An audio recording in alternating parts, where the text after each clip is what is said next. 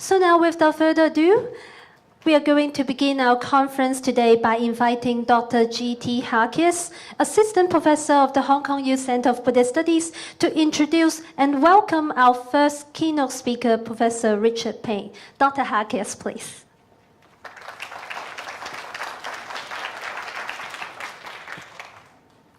Good morning. Can you hear me? Yes, good morning to everyone and ladies and gentlemen. It's a great pleasure for me today to actually be introducing a very good colleague and friend of mine, which I have worked with for many years. And just recently, we just published a collected volume, and I'm very happy with that, on Pure Lands, Asian Texts and Contexts. But I've been working with Richard for many years, also on the Oxford Encyclopedia of Buddhism. And I must say I have learned a lot from his insights. So actually, it's a great honor and pleasure for me that he accepted our invitation, that he's here today with us. Perhaps Richard doesn't really need an introduction. I think most of us in Buddhist studies are familiar with his work. He has an extensive range of publications on many different topics. Of course, he's also a Singong priest, so he has this dual role of understanding Vajrayana, I think, from different perspectives, Japanese Vajrayana. And, well, he's currently the Yehuan Numata Professor of Japanese Buddhist Studies at the Institute of Buddhist Studies in Berkeley. And I think, I don't want to read his bio, I think we all have it here. I just want to say that I very much look forward to your presentation, Richard. I'm sure everyone is. And without taking too much time, to give you more time to speak to us, I would like, please help me to welcome Richard.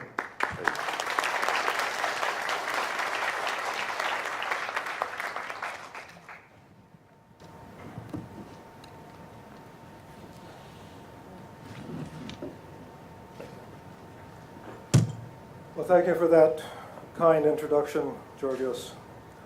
I would like to express my appreciation for the opportunity to participate in this conference, to the University of Hong Kong, to the sponsors, to the Center for Buddhist Studies, to all of the staff of the center, and especially to my good friend and colleague, Georgios Halkias, for his encouragement and support in this regard, as well as for other joint projects that we have undertaken. Also, I'm getting signals that you can't hear me, so please don't hesitate. Thank you. Also wish to express my appreciation to my fellow speakers, and most importantly to all of you in the audience this morning. Thank you. Much of what passes for Buddhism in the United States comprises doctrinal and ideological claims of Buddhist modernism and the commodification of Buddhism as another form of self-help. Self-help Buddhism involves the appropriation of Buddhist practices as technologies of the self, commodifying those practices and motivating their acquisition as part of a program of the self improving the self. Self-help Buddhism has been criticized for commodifying and marketing fragments of the tradition, thereby distorting the tradition, being inauthentic to the tradition, and misrepresenting the tradition. In response to these criticisms, some contemporary apologists for self-help Buddhism have claimed that present economic relations are the same as they have always been, that what is happening in the present is no different from how Buddhist practitioners and institutions have been supported since the time of the Buddha. In a blog post addressing the topic of ethics in mindfulness training, prominent mindfulness trainer and researcher Lynette Montero says that there is a more important question than the lack of control over the marketing of mindfulness. That question is, can mindfulness be commodified? Her response is, it always was, has been, and will be. The exchange of goods for services has been part of every culture, no matter whether we dress it up in robes or three-piece suits. This essay constitutes an extended reflection upon and rejection of this claim that the economics of Buddhism is unchanged in the present. This is important because the claim that present economic relations are not significantly different from the past naturalizes present economic relations. That is, makes what are social phenomena with histories appear to be simply natural, the way things are and always have been, thereby obscuring the historicality of socioeconomic relations. Doing so eliminates consideration of any contrasting economic system, making the effects of capitalist economic and conceptual systems on Buddhist praxis almost impossible to discern. As Stephen Stoll in an essay on the history of capitalism says, quote, "Capitalism obscures every connection to the origins of things. It hides the politics, social relations, and environmental change inherent in how things turn into commodities."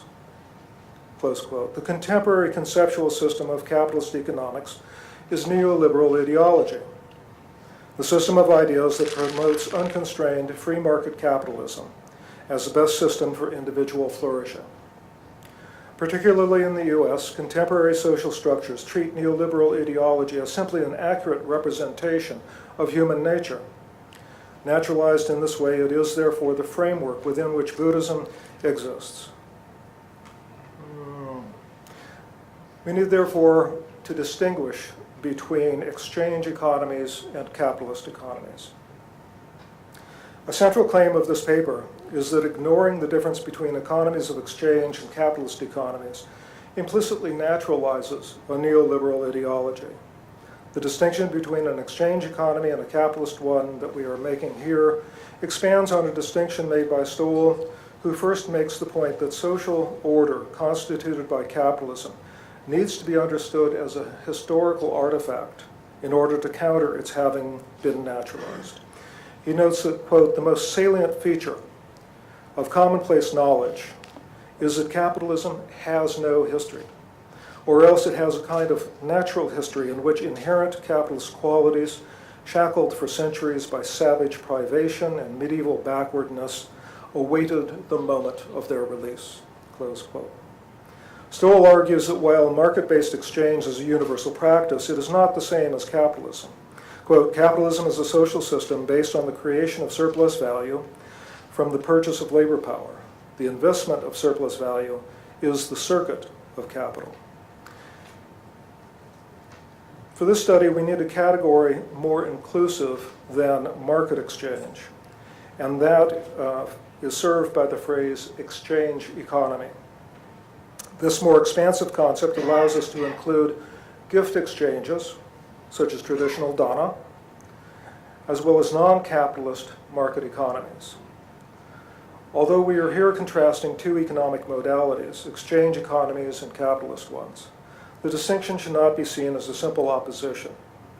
The historical development of capitalism seems to be neither marked by sharp transitions nor by smooth gradual changes. There are also local and regional differences. Instead of a single uniform history of global economic development, just as there are multiple modernities, there are multiple capitalisms. A paradigmatic example based on exchange is Michael Walsh's study of the events at Ayuwang Temple during the 12th century. Walsh identifies a set of 6 transactions that demonstrate a system of, quote, transaction exchange that formed the foundation of Buddhist monastic economy in China, an economy of salvation whereby one could transact objects with political salvific goal in mind. Close quote. The 6 transactions exemplify the complexity of tracking exchanges that are not conducted within a money economy, and at the same time demonstrate a mixed economy of exchange and agrarian capitalism. Quoting Walsh at length, the sequence of exchanges is initiated when, first, 2 emperors donate their calligraphy to a Buddhist monastery.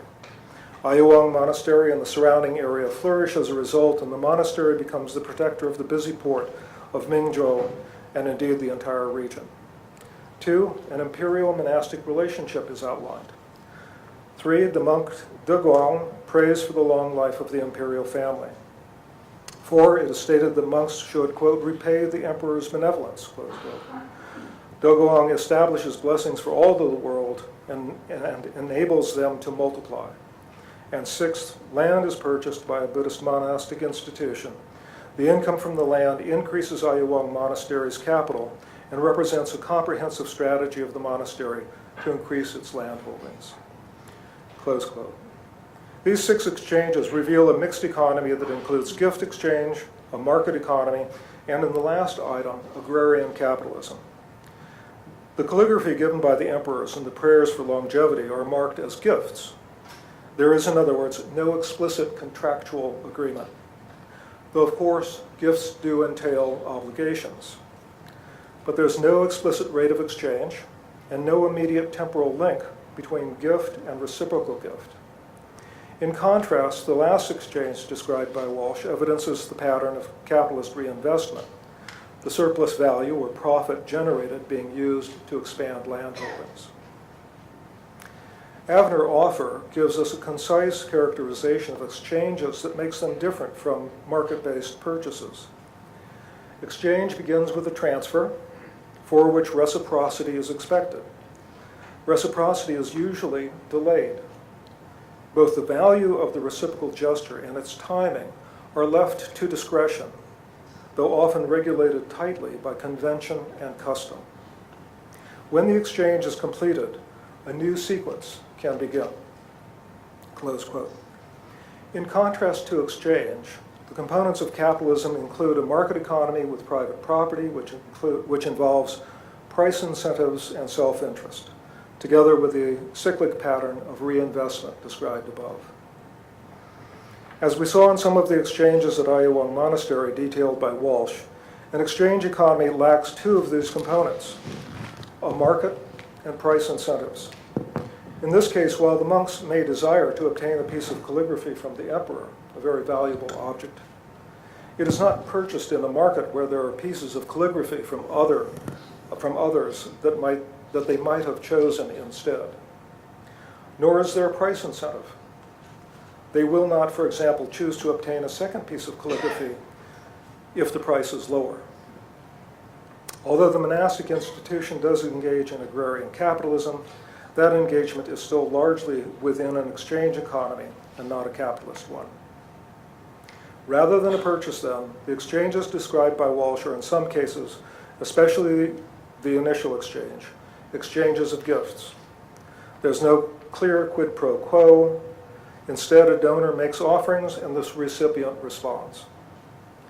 But the items of the exchange are not quantified and identified beforehand. This is one of the significant differences, then, between an exchange economy and a capitalist one.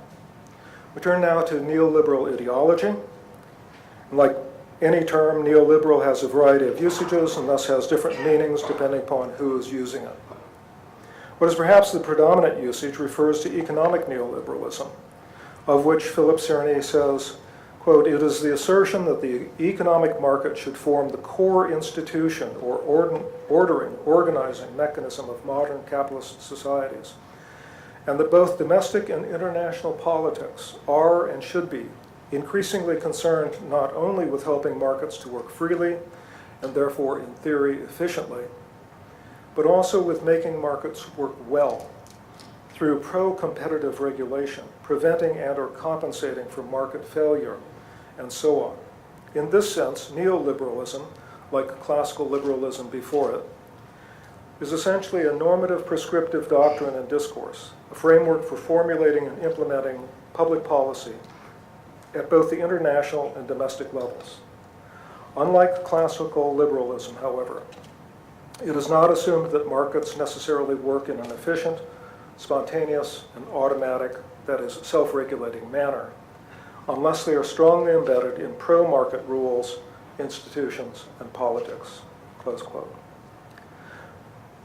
Under such a system, competition becomes the sole way in which human interactions can be conceived, and cooperation is cast as a strategy in what is fundamentally a competitive world. Jan Raymond explains, quote, "Proclaiming individual freedom, neoliberalism proposes to bring all human actions and desires into the domain of the market, since it considers market exchange to be an ethic in itself, capable of substituting for all previously held ethical beliefs. Naturalizing neoliberalism, rational choice theory. Originating from economics, rational choice theory, quote, argues that many aspects of human behavior can best be understood as motivated by the desire to maximize benefits at least cost, close quote. Having been largely naturalized in the United States, neoliberal ways of thinking about meaningful human existence in society and in the world are taken for granted as simply reality, and actions in accord with those ideas are considered simply pragmatically optimal. Robert Jessup has explained, quote, that there has been an ecological dominance of neoliberalism. That is, the predominance of neoliberal ideology in all areas of social life. This leads, as Jessup notes, to an increased intensity of capital accumulation processes, a reinforcement of exchange value-oriented activities, general liberalization, the strengthening of the coercive power of competition, and a reinforcement of shareholder value in the economy. The entire society, even nature, must now be competitive, close quote. Like all theories, economic theories begin with some set of assumptions, that is, axioms, and consequently, quote, economic theories are not natural laws, close quote. It is important to highlight this as a counter to the naturalization of neoliberal ideology in contemporary society. In the case of economics, the assumptions have to do with the way that humans act, their motivations. It is important to note that this is only evidence in the collective or statistical sense.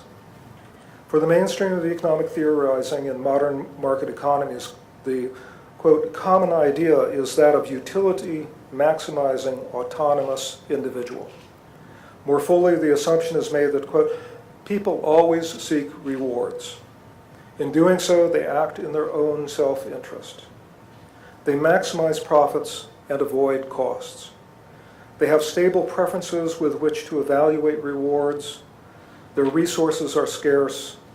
The resulting behavior is then called rational, and this rationality is predictable, close quote.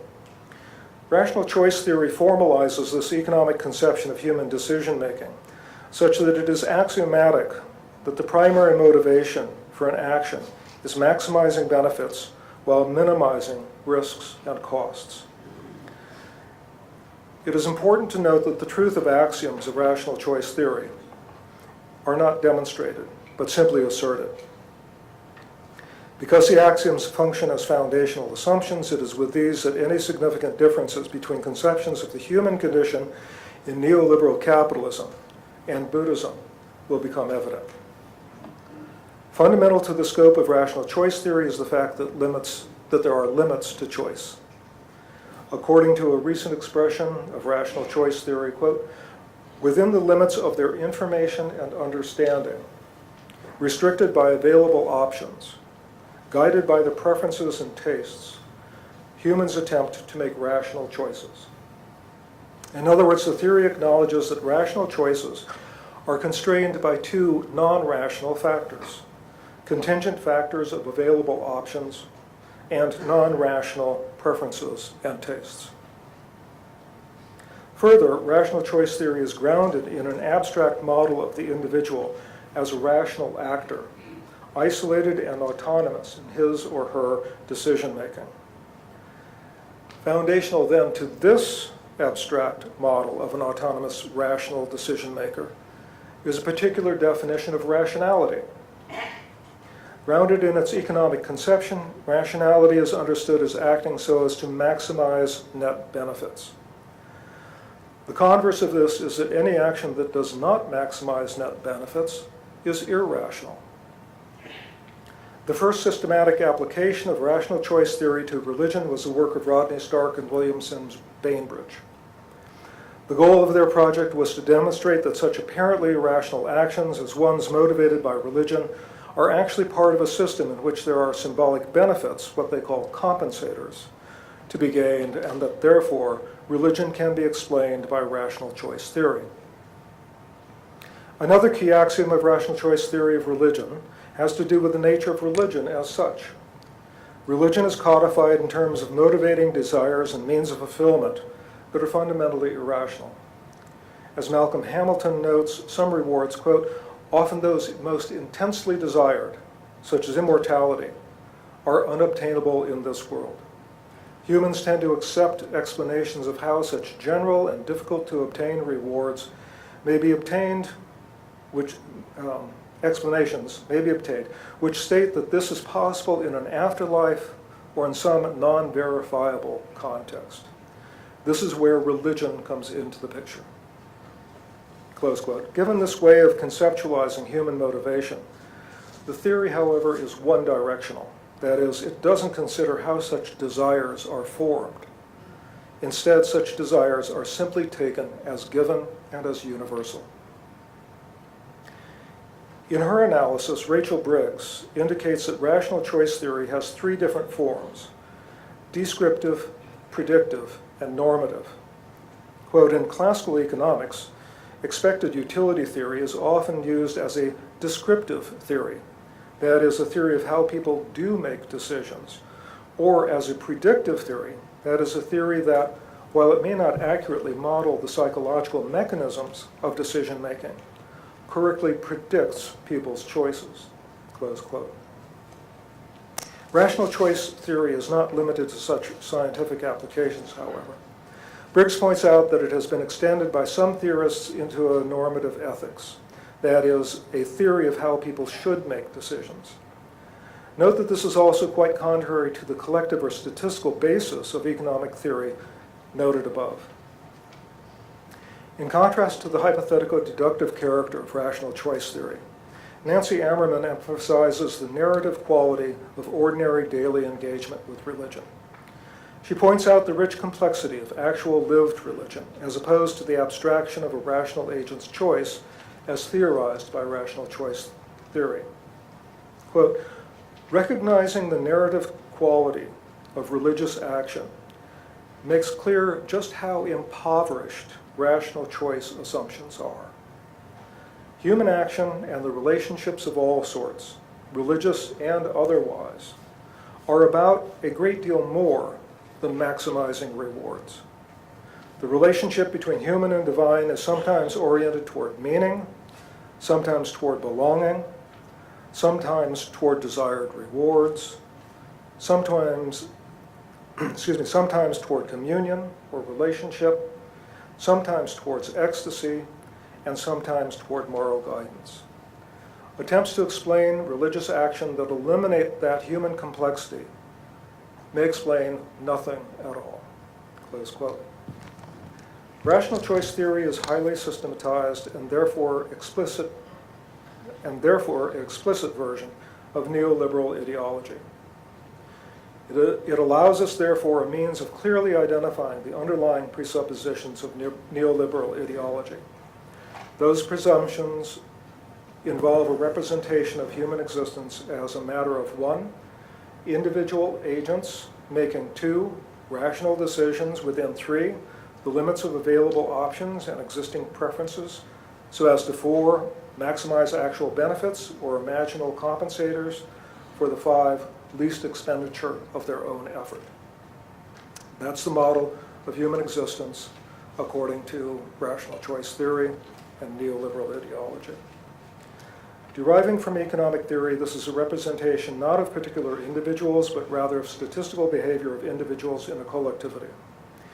It is an explanation of social events, not individual decisions, despite the sometimes misleading language used in some descriptions of rational choice theory, as, for example, its application as a normative ethics. There are distinct differences between this view, when understood as describing actual persons, and Buddhist conceptions of personhood. The next section examines how the cultural context of neoliberal ideology within which contemporary Buddhism exists, enmeshed in capitalist economics, has contributed to the structures of contemporary Buddhism. Adapting the representation of Buddhism to fit neoliberal ideology involves harmonizing the two. That is, recasting both how Buddhism and capitalism are represented so that they are in accord with one another. In addition to harmonizing with neoliberal ideology in this way, there is the issue of where the focus of attention lies regarding agency and the possibility of changing the capitalist economic framework. Frequently, it seems that projects in Buddhist economics accept a neoliberal focus on individual actions as the sole locus of ethical judgment. James Mark Shields has called attention to the limits of popular economic recommendations, referring to, quote, blandishments to upright wealth generation for lay Buddhists, close quote.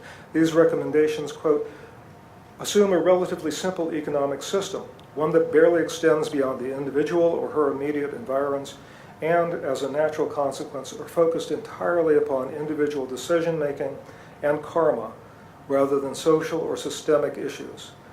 That is, the mode of acquisition and use of wealth rather than the justice of its distribution. Thank you.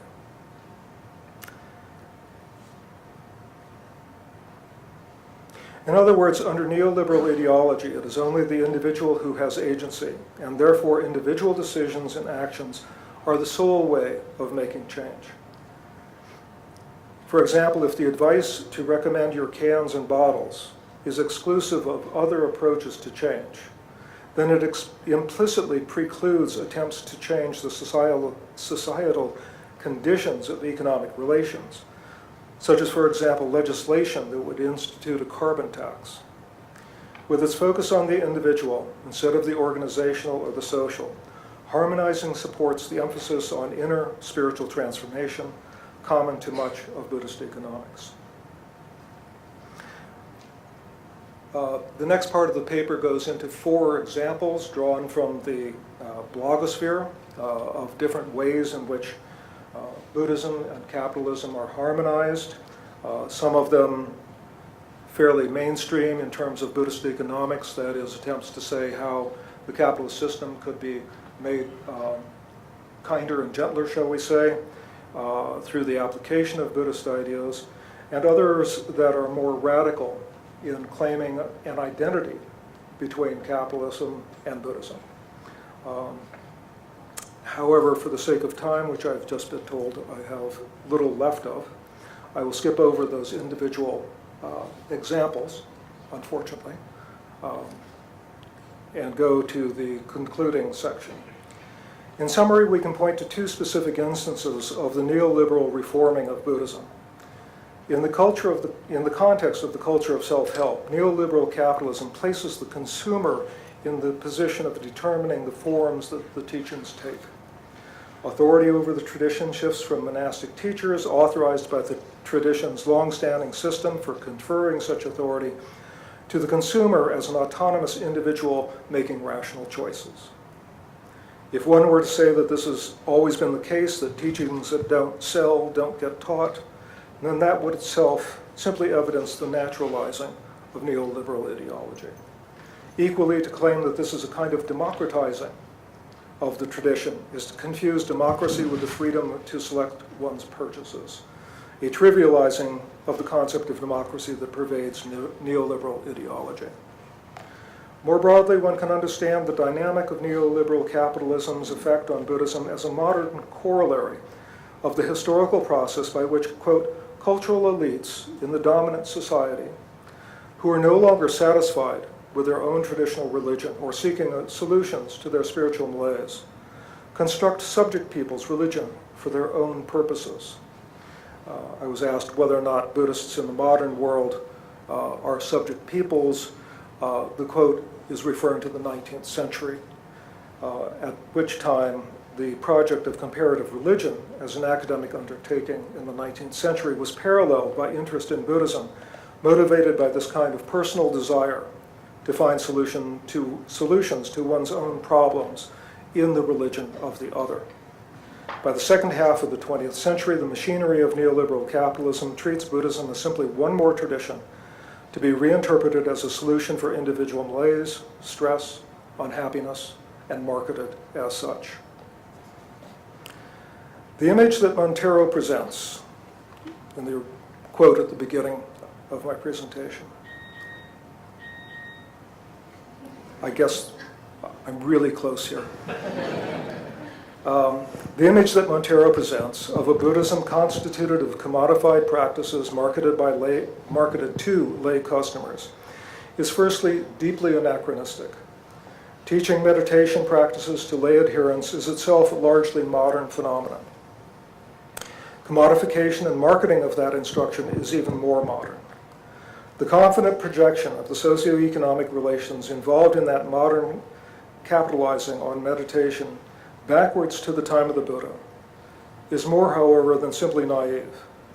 It evidences the successful dehistoricizing of capitalism as well as the universalizing of neoliberal conceptions of the self and society.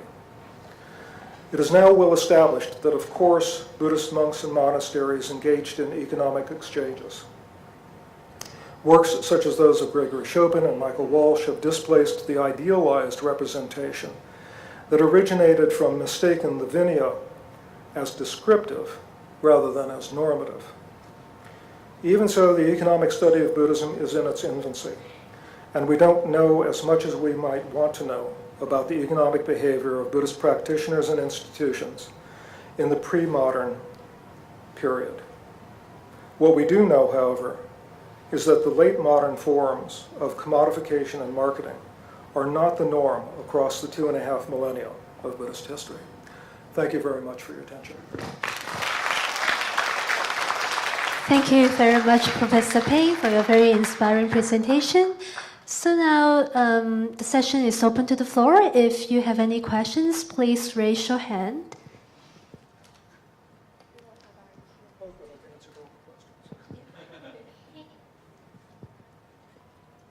So any questions?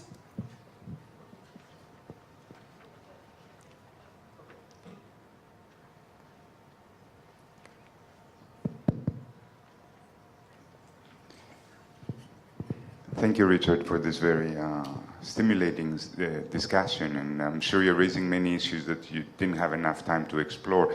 I was just wondering about one thing. Maybe it wasn't one of the examples that you were going to mention, but you didn't have time.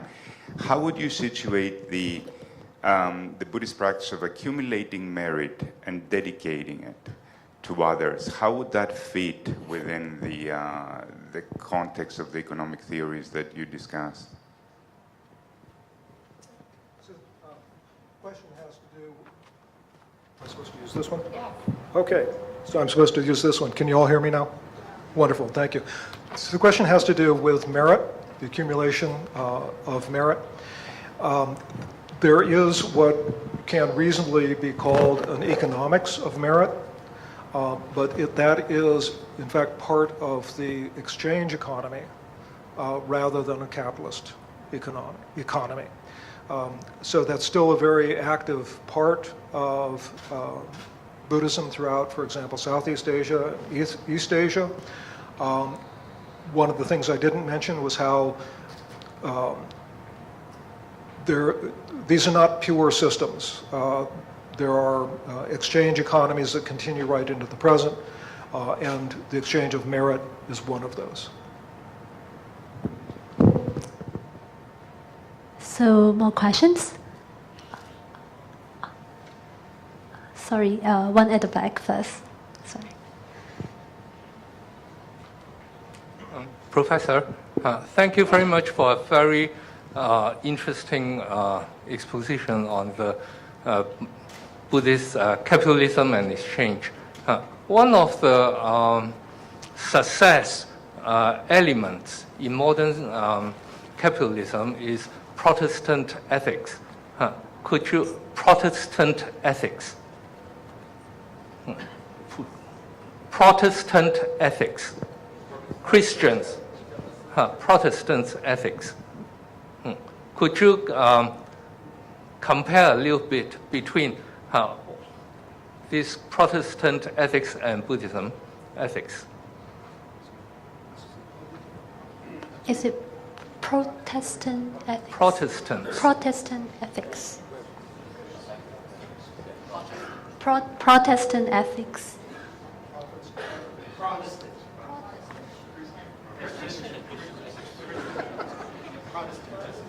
Protestant ethics. Oh, thank you. Okay. I am hard of hearing, and I apologize for not being able to. Sorry that I have my face mask on because of a flu.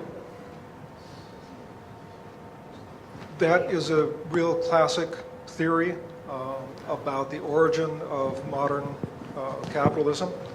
And right now I'm blanking on whose it was, but yes, the idea that there are deferred gratification and that that's the basis upon which the accumulation of profit and the reinvestment of it is based. As far as I know, it's a moderately sound historical analysis. The development is more complex than that, of course, but it's also limited in that it would seem to imply that capitalism could only develop in Protestant countries. And that, as we know, is not the case. That the values are found, I mean, people have traced the values, for example, to interpretations of classic Confucian thought. And saying that under a classic Confucian model of human existence, one could project the development of a capitalist system. So yeah, there's not a uniformity of capitalism globally. There are many different types, and those are influenced by the religious tradition of the society in which those exist. So I hope that good. Okay, thank you. I got a thumbs up, everybody. There was another question as well.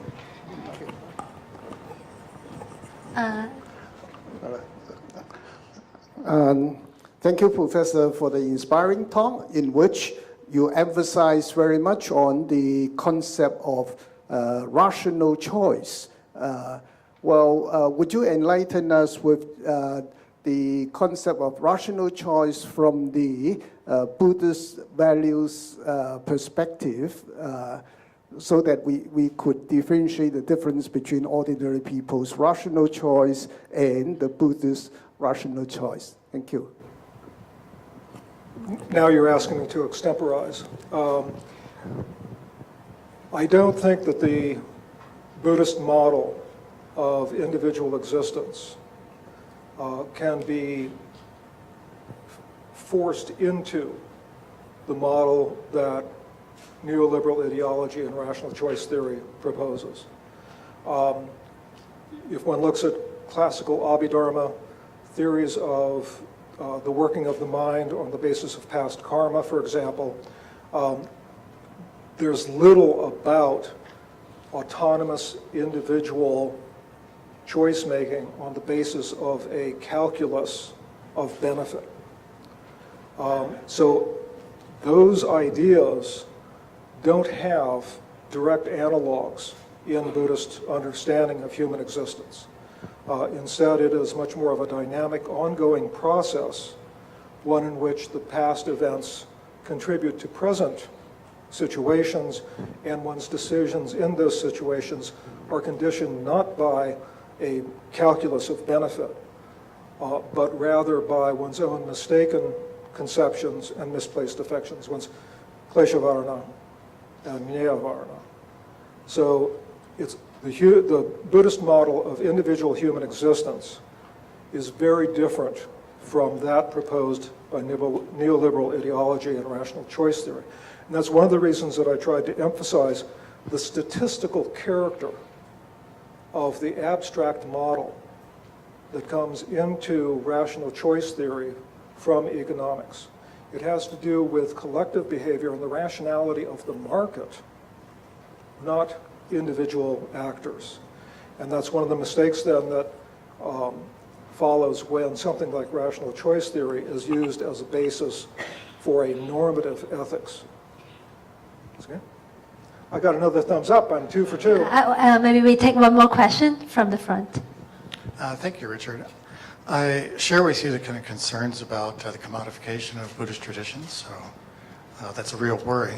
But I wonder if you would be willing to extemporize again, speculate a bit, about whether there might be conditions under which the commodification of something like mindfulness practices could result in what we might call guerrilla capitalism, That is there a way in which we could go from personal motivations for engaging in, say, mindfulness practices to the development of interpersonal commitments that would be consistent with Buddhist practice and seeing the world in interdependent terms? So in other words, could there be a form of the commodification of the tradition that could ironically result in the dissolution of assumptions about autonomous personhood that are at the root of the kind of rational choice capitalist model?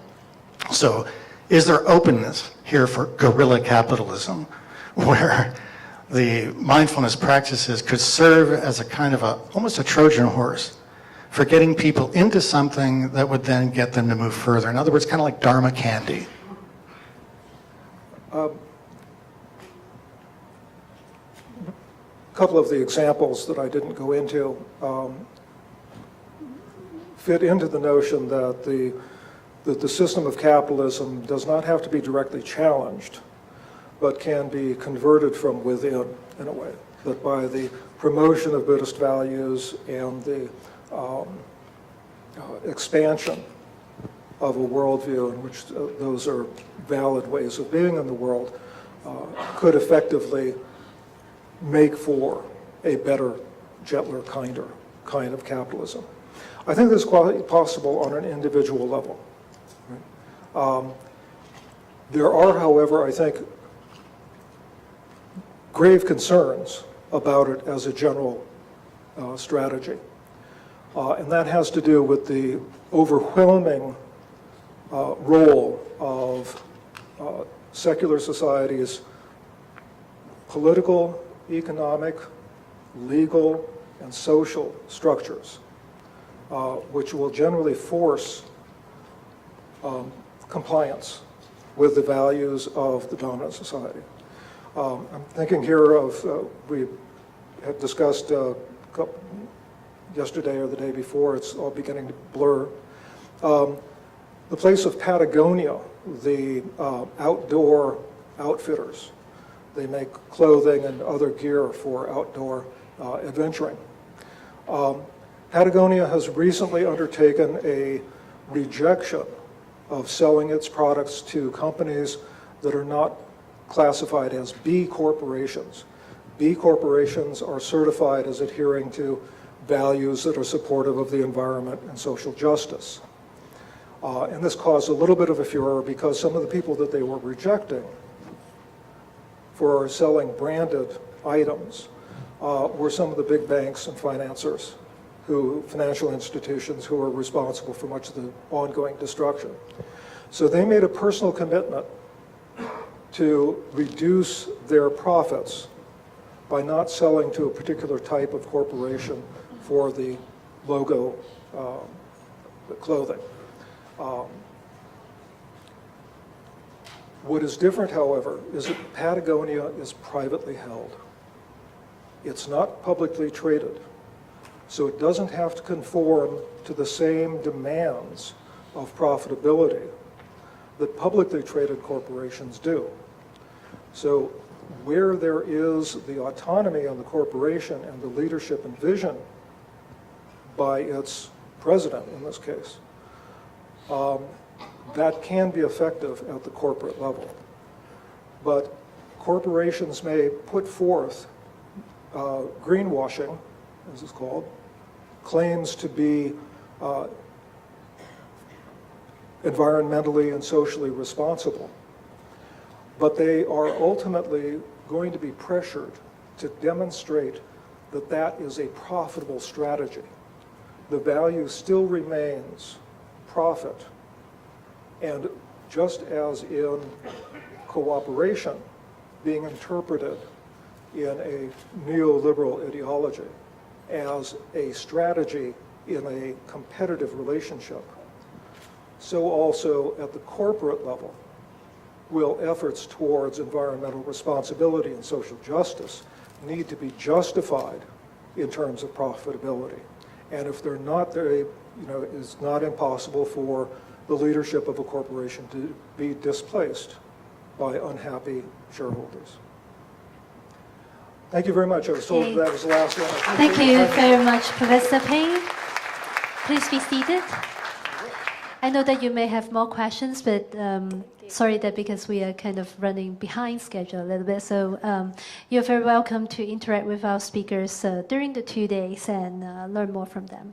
And so we are now going to have a break of about 15 minutes. And after the break, we'll have more presentations in this hall. And there will also be a parallel workshop conducted by Dr. Anthony Locke. The theme is A Mundane and Transmundane Wisdom, investigating the integration and distinction between Buddhist philosophy and contemporary corporate management concepts. So if you are interested in the workshop, please go to room 3.04 on the 3rd floor. So see you all again in a moment. Thank you.